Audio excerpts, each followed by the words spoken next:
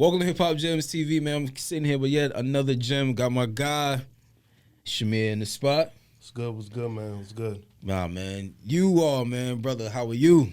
I am well. I'm well today, man. That's good, man. Definitely happy to have you here, man. This is a long time in the making, bro. Long time, bro. For real. So, man, let's jump right into it, man. Well, I mean, I call you Shamir, but I know the world know you as Ayo Shamir. Yeah. How did you get your introduction into hip hop, man? I want to say early on, I was probably like 8 years old. My uncle, he was a DJ, and he just started playing music for me, and I fell in love with it. It was actually One More Chance, the remix. Oh, the good one. The good, The good one. That beat was ridiculous. We can't front. It's the good one. It's the good one. It's actually the better one than that. Yeah. That's dope, man. So he started spinning a lot of those records, and then that kind of like just opened your world up a little bit. Yeah, because I said to myself, I want to do that, and it was so I started off with the rapping. You had a rap name? Shamir. That was right. Yeah, Shamir. Shamir. Yeah. Everything is Shamir. Yo, so actually, for those who don't know, Shamir is a producer, arguably one of the best out here. What made you want to say, okay, look, man, let me jump into producing, let me get into that? Was it your uncle as well, or you just kind of graduated from rapping and said, yo, you know what, I'm going to stick to the beat side? So I started making beats around 2010, like when Kanye dropped 808. And I did it because I needed beats for myself, and I didn't know no producers. And then I got with my boy Merk, and I started learning how to make beats by sitting next to him in these sessions, and I didn't even realize I was learning it, but I learned it. And then I fell in love with it, and it was over. You definitely more of I think when we talk producers, obviously, man, me and you, we talk often, but like, yo, you are definitely one producer I would say that is like someone I would consider a chemist, like very hands-on. Yeah. From cover art to how the project to even the rollout. What inspired all of that, man? Just the old school producers, like people like Ye, I want to say like Alchemist, Dr. Dre, even Diddy. So watching them, how they're so hands-on. Like when you look at Dre, you hear him make the beats and also engineer. And he tells everybody, like, this is a fun fact, he tells people not to say dates in the music, so it keeps it timeless. So he's one of the reasons why I started thinking like that, like, I want to make timeless music, and I want my imprint in the music. And even people like Isaac Hayes and Quincy Jones inspired me. Amazing, bro. A lot of that, again, when you really get a chance to know Shamir is like, you are a curator, you are an artist, you are like, yo, somebody who's putting together projects that's like, how do I say this, bro? You pretty much like the director of your own damn movie. Like you doing everything, bro. You know what's funny though? That's how I approach projects, like a movie. So every track is a different scene. So I just be thinking about it like that. Like with Ignorant Art, I was looking at it like, how can I make them feel like this is an art gallery? You know, and take you in different phases of the art. Like, you know, like Ignorant Art, the song was kind of like painting it at the moment. But then Salvatore Mundi was kind of like, you're selling the art piece now. Yo, Ignorant Art. I'm gonna just go on record and say Ignorant Art is definitely top 5. It's in my top 5 as far as albums that dropped this year. Yeah. Yeah. It's just like, yeah, it's there. Nah, I love the album too. Bro, Shamir, fuck all that. My nigga. Yo, my nigga. You put it together, JR, Fabe, like that was, come on now. You walked away, you gotta walk away feeling like that's 6-ring Jordan type shit. Yo. You gotta walk away feeling that. You can't tell me it was done. It was just like, yeah, I put that together. Nah, nigga. Nah, nigga. No. There's no way you walked away feeling that. You had to walk away saying like, nah, this is gonna fuck some shit up. So when I was putting it together, bro, like it was a hard process, but it was like I just knew how I wanted it to sound. Mm-hmm. Like there was records I scrapped from there. I was like, oh, these ain't coming out. Oh wow. So like it was just like, all right, yo, I needed it to just sound right. Especially like after the music was all done, I really had to get in my engineer bag. And that was that was really like how I wanted it to sound. Yo, you at the crib, you cooking up at the crib. JR obviously, Fabe, obviously you guys are not all in one setting. Yeah. As a creative and as just an even producer, bro, how were you kind of able to get them to buy into your vision for what you wanted the album to be like? Honestly, bro, I just brought them into my world. I started like searching up clips on art and stuff like that, and I was just like, yo, Jay, look at this. Fabe, look at this. Like, and we'll be in a group chat, or me and JR might be on FaceTime, or Fabe come to my house, or I go to the studio with him. And there was a few records, me and Fabe went to the studio, and I'm like, yo, I think it sound like we start talking about ideas, how this should sound, and vice versa. And it was just crazy, bro. Like that's the way it worked. Like, so me and Fabe being in the same state made it easy on that part, but me and JR have such a chemistry that we don't even need to be in the same state. Yeah. I want to touch on that for a second. Pause. Shamir and JR, if we talking which camera, whatever fucking camera, Shamir and JR we talking Jordan and Pippen. I don't care who you got. I'm going with Jameer and I'm going with Shamir and JR. Every time y'all get together, magic is created, bro. Yeah, nah, I gotta clarify that, yo. I'm Phil Jackson. Excuse me, Phil Jackson. I tell niggas I'm Phil. I'm Phil Jackson. Yo. So let's go Phil Jackson Jordan. Fuck it. Yeah, Phil Jackson. let's just go there. Fuck it. Let's just go there. Like and like I always say he's Kobe. You say he Kobe? Yeah. Okay. We both Laker fans. All right, so we gonna go there. Yo, first off, let everybody know, because I mean I know of course, but we gotta let the viewers know, like, yo, how did you meet JR?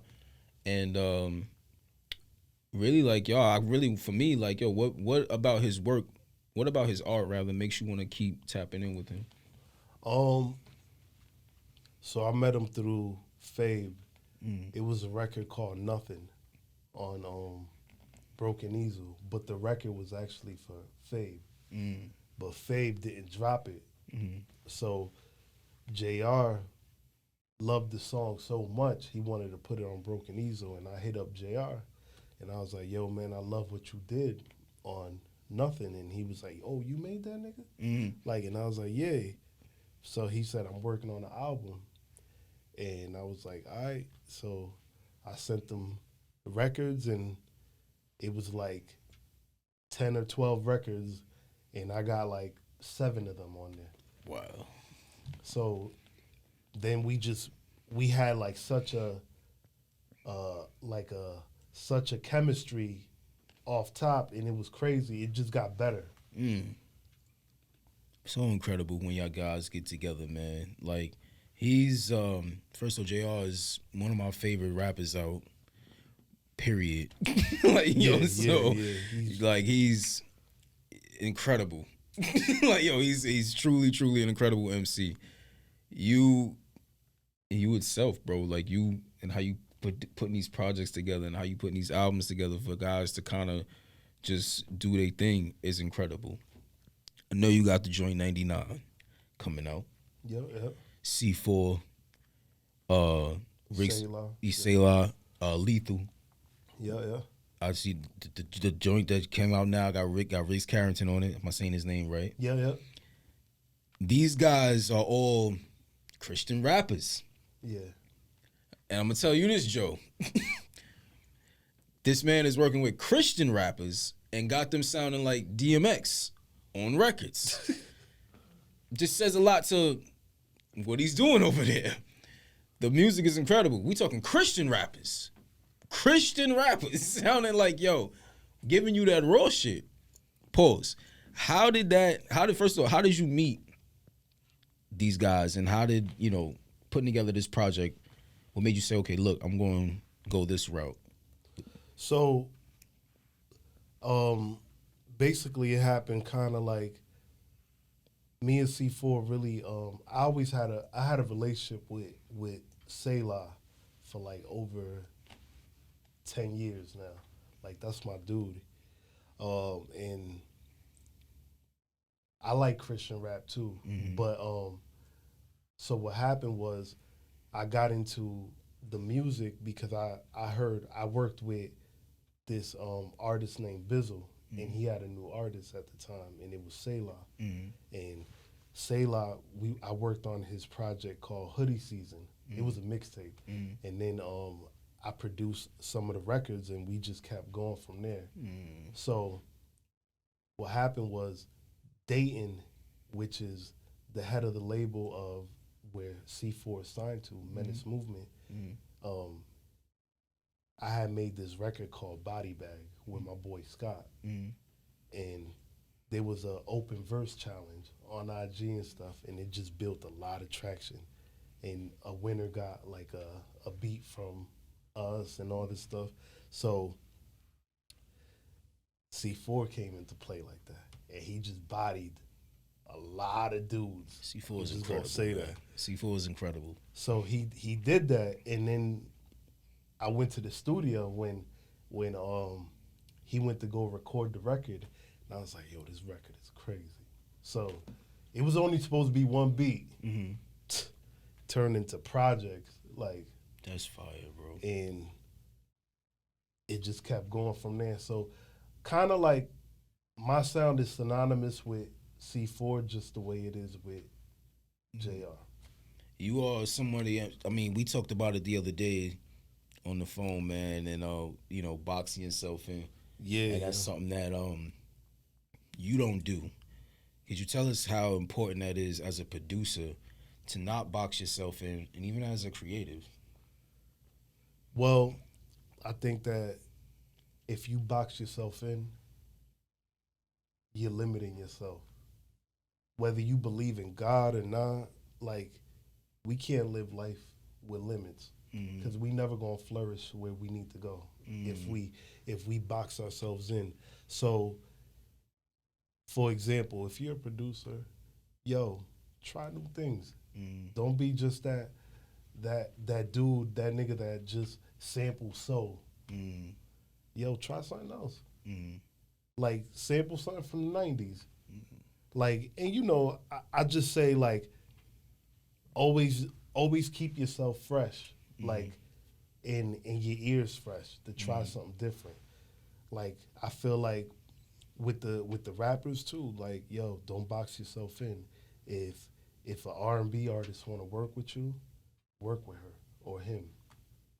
Because sometimes, we'll say to ourselves, "Oh, we ain't gonna do that." Like, if a drill producer hit me up, right, and say, "Yo, I want you to make a drill beat," and I'm like, "Yo, I don't do that." But what if I just chop up the sample and they flip what I made? that's still working That with them. still work. And it's still creating. Right. And you never know where it'll take you. Speaking of that, because I mean, as far as like not knowing things take you, as far as like doing work in other places, Vega just dropped, Yeah. and that's my boy. you are credited on his album.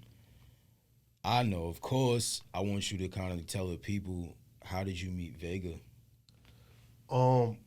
So Vega had this thing with Mickey on the Bars app.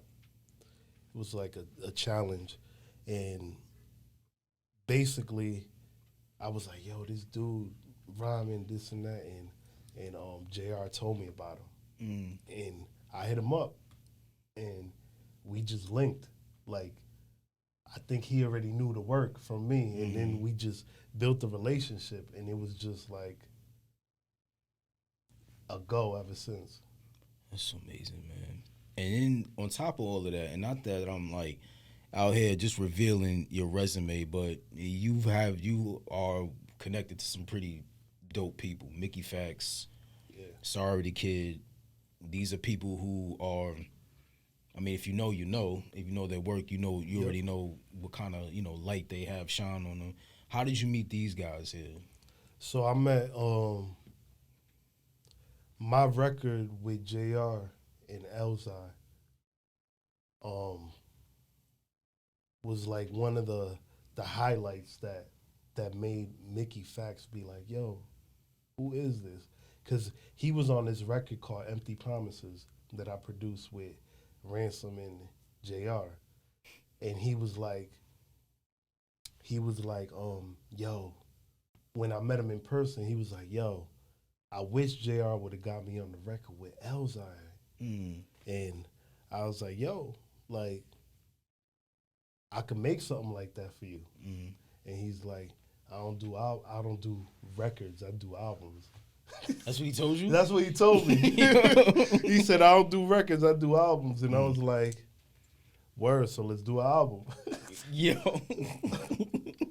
And then I was like, yo, it didn't happen right away, but what happened was I sent him like 2 records, and he told me, "Yo," so this is why I say don't box yourself in. He told me, "Yo, I don't just want drumless beats or this and that." Like, he said, "Send me some of that soul trap," and I sent him some soul trap, and he was like, "Word." So I sent him like 2 soul trap joints, and then what happened was when we met up, Owen invited me to Barzan 95, and he said, "Yo, come down," because he was rapping at Barzan 95, and he said, "Come down. I'm rapping over your record. You can meet Psy and Mickey, and Vega's gonna be here too." So me and Vega was already talking, but I go meet Mickey and Psy, and then it was just like history right there. That's so fire, bro. Is it important to you to kind of like have a personal relationship with a lot of people, like with a lot of artists that you work with? Yeah. To me, is if I want to do it the way I'm doing it, like full projects and stuff like that, it's important for me to be cool with you and know your vibe, and for you to know me, because what happens is like the music is way easier to make. And I ask you that because it's been like that for you and I. I mean, like, yo, we've been chopping it on the phone. Yeah. You know what I mean? And just really building. And I kind of feel like now I feel like at this point it's like all of it's starting to make sense, bro. Like you have like a interesting lens on like, yo, people you choose to work with and people you build relationships with. It's like, all right, well, cool. I'm gonna fucks with you, but I'm gonna call you to make sure like, yo, you on the same time frequency as me, whatever. I admire that because the work comes out phenomenal. What do you got coming up? I know 99 is coming out. What else can we expect for you coming up? Hoop Dreams 3 Yes. in November. Yes. 99 in November. So, and then a vinyl with me and Mickey. Okay. And then me and Vega gonna start working on our project. Yes. Yeah, so Yes. All stuff that is like music to my ears, literally. Hoop Dreams 3, can't wait for that. I mean, I already told you that. You and Vega getting together. Yes, please do. yeah. And then 99, I'm definitely waiting on because I want to hear more of C4 and what those guys got to say. Yeah. You introduced me to C4 musically, and I'm just like, yeah, I got to get him on my show when he's available, of course, man. He's amazing too. C4 is on another level, bro. Before we get out of here, man, I definitely gotta know you someone who, I mean, we share a lot of mutual people. My guy Sayer, how did you meet Sayer, bro? Let everybody know that. I met Sayer through C4. We was on the same project. It was actually him, Chillon Davis, and Shout out Chillon and Sapuda. Mm. We was all on the same project, and I was seeing his name around because I was making YouTube type beats at the time, and he was one of the names, and Sapuda. So you start seeing the same names and stuff. It's like, oh, yo, who's that? Mm-hmm. They dope. That's amazing. That's amazing, man. Ladies and gentlemen, my guy Shamir. Yo, man, you gotta give us a gem before we get out of here, man. That what? What'd you say? Gotta give us a gem before we get out of here. Oh, yo, man, don't box yourself in, man. Just work, man, and work hard, bro. Like, you don't be afraid to take chances, yo, on your gift. Like, we always play it safe, but don't play it safe for real. HHGTV, Shamir, one of my favorite producers in this shit. Bro, I appreciate you. You already know, brother. And your work, man. You know what you're doing. Looking forward to everything that's coming out. And we out of here, bro. What you watching? Hip Hop Gens TV?